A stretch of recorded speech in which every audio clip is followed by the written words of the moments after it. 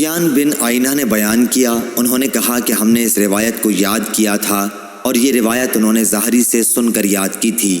ان سے ابو سلمہ نے بیان کیا اور ان سے ابو ہریرہ رضی اللہ عنہ نے کہ نبی کریم صلی اللہ علیہ وسلم نے فرمایا، جو شخص رمضان کے روزے ایمان اور احتساب حصول اجر و ثواب کی نیت کے ساتھ رکھے، اس کے اگلے تمام گناہ معاف کر دیے جاتے ہیں، اور جو لیلۃ القدر میں ایمان و احتساب کے ساتھ نماز میں کھڑا رہے، اس کے بھی اگلے تمام گناہ معاف کر دیے جاتے ہیں۔ سفیان کے ساتھ سلیمان بن کثیر نے بھی اس حدیث کو ظاہری سے روایت کیا۔ صحیح بخاری حدیث نمبر 2014۔ امام مالک رحمہ اللہ نے خبر دی، انہیں نافع نے اور انہیں حضرت عبداللہ بن عمر رضی اللہ عنہ نے کہ نبی کریم صلی اللہ علیہ وسلم کے چند اصحاب کو شب قدر خواب میں رمضان کی 7 آخری تاریخوں میں دکھائی گئی تھی۔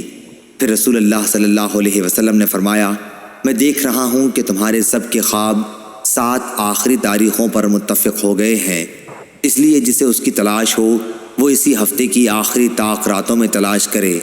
آخری عشرہ کی طاق راتیں 21، 23، 25، 27، 29 مراد ہیں۔ صحیح بخاری حدیث نمبر 2015۔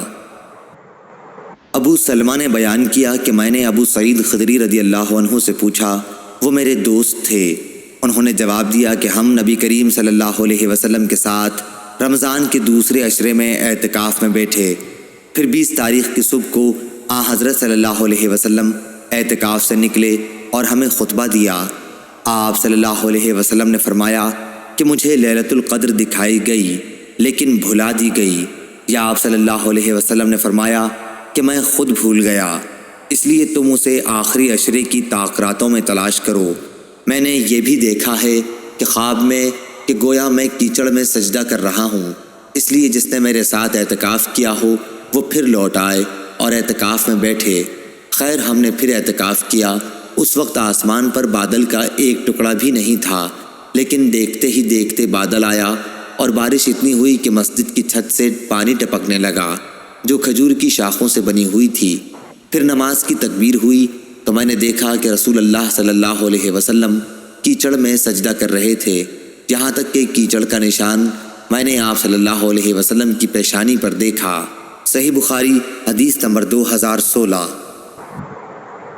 ابو سہیل نے بیان کیا، ان سے ان کے باپ مالک بن ابی عامر نے اور ان سے عائشہ رضی اللہ عنہا نے کہ رسول اللہ صلی اللہ علیہ وسلم نے فرمایا، شب قدر کو رمضان کے آخری عشرے کی طاق راتوں میں ڈھونڈو۔ صحیح بخاری حدیث نمبر 2017۔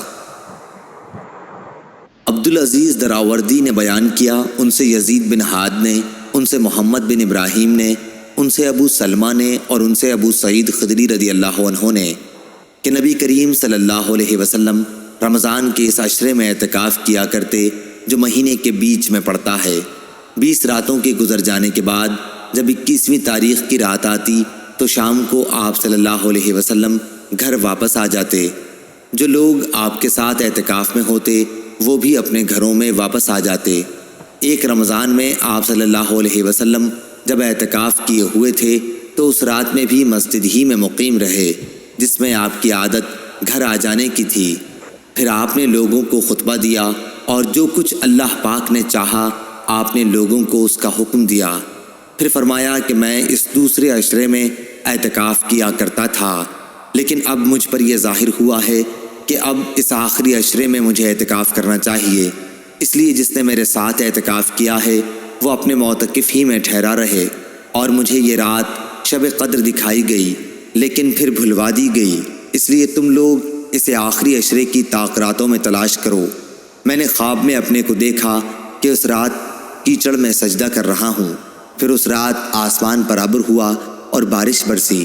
نبی کریم صلی اللہ علیہ وسلم کے نماز پڑھنے کی جگہ چھت سے پانی ٹپکنے لگا۔ یہ 21ویں کی رات کا ذکر ہے۔ میں نے خود اپنی آنکھوں سے دیکھا کہ آپ صلی اللہ علیہ وسلم صبح کی نماز کے بعد واپس ہو رہے تھے اور آپ کے چہرے مبارک پر کیچڑ لگی ہوئی تھی۔ صحیح بخاری حدیث نمبر 2018۔